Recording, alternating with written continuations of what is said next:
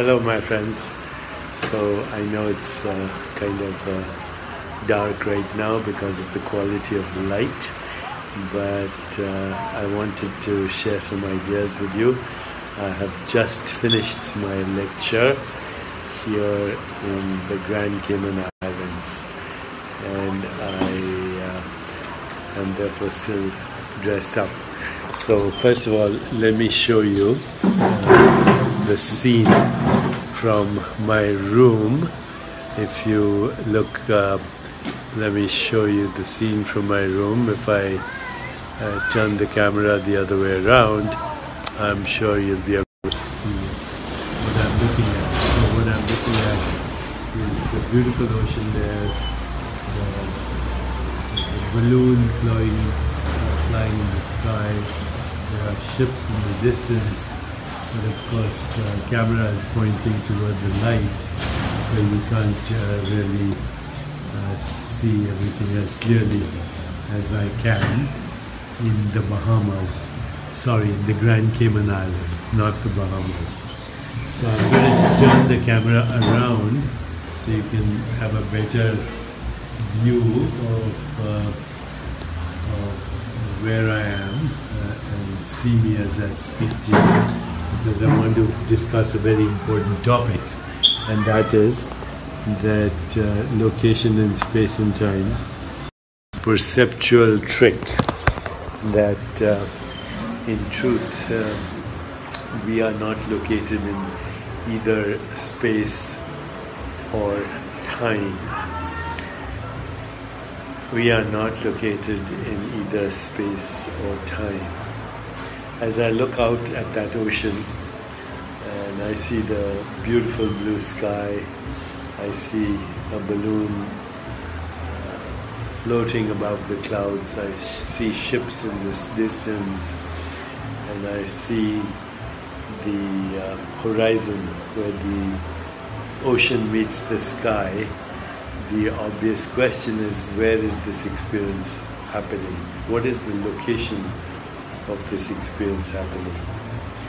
So the answer to this is that experience has no geographical location. Experience in the form of color or form or shape has no geographical location. If I ask you, where is the color red, or where is the shape of a circle, or the shape of a cone or a triangle, or where does form exist? And the answer is, shape, color and form are just modified forms of awareness, modified forms of consciousness. So is smell, a modified experience of consciousness in consciousness. Consciousness modifies itself into what we call perceptual activity, and then consciousness interprets that perceptual activity as thought or mental activity, and then consciousness decides whether it is enjoying the experience or not, and it converts itself into emotions. So as I've said before, these are modified forms of consciousness. Sensations do not have a location. The experience of sensations doesn't have a location. The experience of perceptual activity doesn't have a location. Sound, touch, sight, taste and color are the activities of consciousness that give us the experience that we call form, color, shape, sound, taste, smell, texture, and then their interpretations give us thoughts and feelings and emotions. So actually experience has no location, and yet here I am sitting in what I call the Grand Cayman, and I took a flight from New York to get here. So what moved? Well, it's obvious that consciousness did not move, but the experience in consciousness created the perception of moving. So let's say right now you're seeing me on your screen, okay? And you're seeing this finger move from here to here. But actually, even that is not happening. What's happening as you're seeing the finger move from here to here is electrons and phosphors are switching on and on in a particular sequence that creates the movement or creates the perception of movement of my finger from here to here. But in fact, the screen is not moving, and nor are the electrons and phosphors that are creating this image actually moving. They're just going on and off, but they're doing that in a particular sequence and a pattern, and that creates the illusion of this finger moving from here to here. Now your body and your mind are actually created in the same way. They are fluctuations of consciousness creating this experience that we call everyday reality. So your body, your mind, and the universe, the experience that goes along with it, is a unified experience in consciousness. Consciousness is not moving, just like the screen is not moving, and nor is the quality of experience as raw quality, as qualia. Qualia are just going on and off, sensations, images, feelings, and thoughts.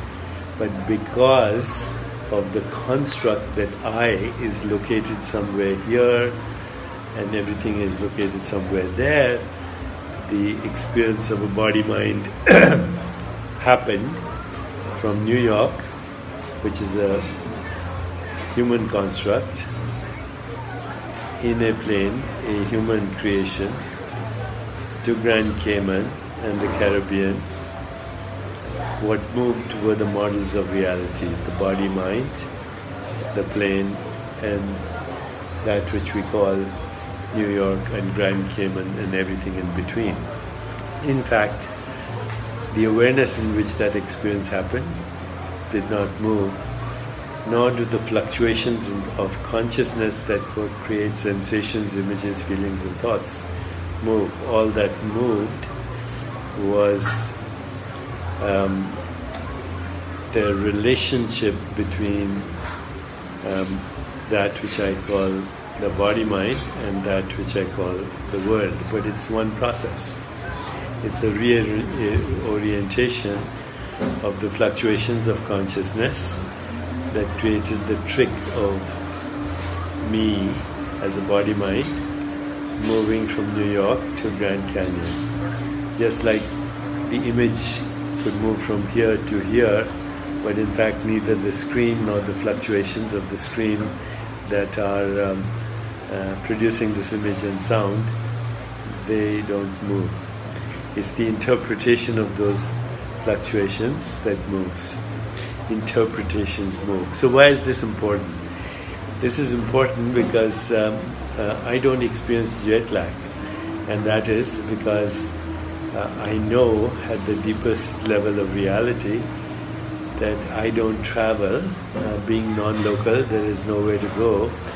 The body-mind seems to travel in locations that seem to be separate from each other, but in fact are inseparably one as fluctuations of consciousness in a non-local, non-material field of consciousness. So when your internal reference point is not the body-mind, but the awareness in which the body-mind and world go together, then you don't move, only experience readjusts as an alignment in the field of consciousness. And so that part, which is still and watching, becomes the ever-present witnessing awareness in which this show is going on as a movement. And a deeper understanding of this is the key to not experiencing jet lag, not being bamboozled by the fluctuations of consciousness, realizing that body, mind, and universe are a unified experience in consciousness, and knowing that the real you is not the experience but the ever-present witnessing awareness in which the experience is happening. That is not only delightfully insightful to me, but it actually allows me not to be overshadowed by experience, and go back to some beautiful poems by Rumi. Look at your eyes, they are so small and yet they see enormous things. This is not the real reality. The real reality is behind the curtain. In truth, we are not here, this is our shadow. By God, when you see who you really are, you will be captivated and bewildered and dazzled by yourself. This is what creates the joy of the knowing of existential immortality or timeless being, in which the play of the universe that we call Leela is happening. Okay, so before I say goodbye, just once again, that's the ocean behind, in front of me. I'll show you the ocean, and I'll show you where I am right now. I am is here in the Grand Cayman, and this is my little room, and that is behind me the ocean meeting the sky, and we are in the same place right now, and that is cognitive and perceptual space, which has no border and no location in space-time. That's where we share these experiences. The rest is a story, but a wonderful story, a beautiful perceptual trick, a magical lie.